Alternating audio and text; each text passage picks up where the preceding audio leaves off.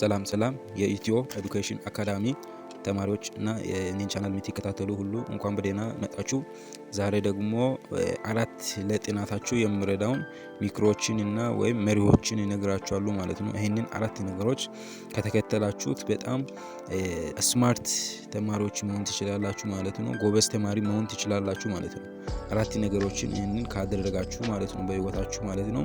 ስለዚህ እስከ መጨረሻ ድረስ ተከታተሉ ማለት ነው። ስለዚህ የመጀመሪያው እንግዲህ ኮት ዲስትራክሽን ማለት ነው። ስለዚህ ምን ማለት ነው መሰላችሁ?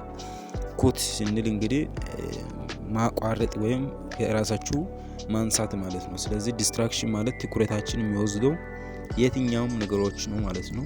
ስለዚህ ታችንን ከሚወስዱ ነገሮች መራቅ አለብን የመጀመሪያው ማለት ነው። ስለዚህ ለምሳሌ ከቤተሰብ ሊሆን ይችላል፣ ጥሩ የጥናት ቦታ መምረጥ፣ ከስልካችሁ ከሶሻል ሚዲያ ባትጠቀሙ ይመከራል።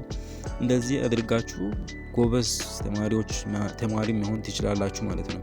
ሁለተኛ ዲፋይን ማድረግ ማለት ነው። ስለዚህ ዲፋይን ማድረግ ምን ማለት ነው? ስለዚህ አንድን የምትማሩትን አንድን የምታጠኑትን ቶፒክ ዲፋይን አድርጋችሁ በደንብ አብራርታችሁ ማንበብ አለባችሁ ማለት ነው። ስለዚህ ይሄንን ደግሞ መጽሐፋችሁ ላይ ከሌለ ደግሞ አሁን ኤአይ አለ።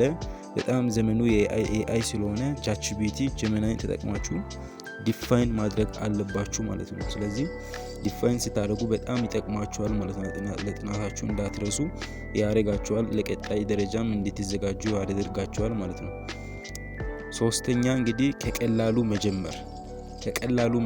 ስለዚህ ከቀላሉ ስትጀምሩ አንዱን ቀላል ነገር አንብባችሁ ስትጨርሱ ለእናንተ ሞቲቬሽን ይሆናል ማለት ነው። በዛ ትቀጥላላችሁ፣ ሌላንም ታነባላችሁ ማለት ነው። ስለዚህ ለእናንተ የሆነ ነገር ደስ ይላችኋል አንዱን ከቀላሉን ከጨረሳችሁ። ስለዚህ ወደ ቀጣዩም ስለምትሄዱ ከቀላሉ መጀመር በጣም ይጠቅማል ማለት ነው። ትምህርት ላይ ከምትወዱ ሳብጀክት ጀምሩ ማለት ነው። አራተኛ ስፔስ።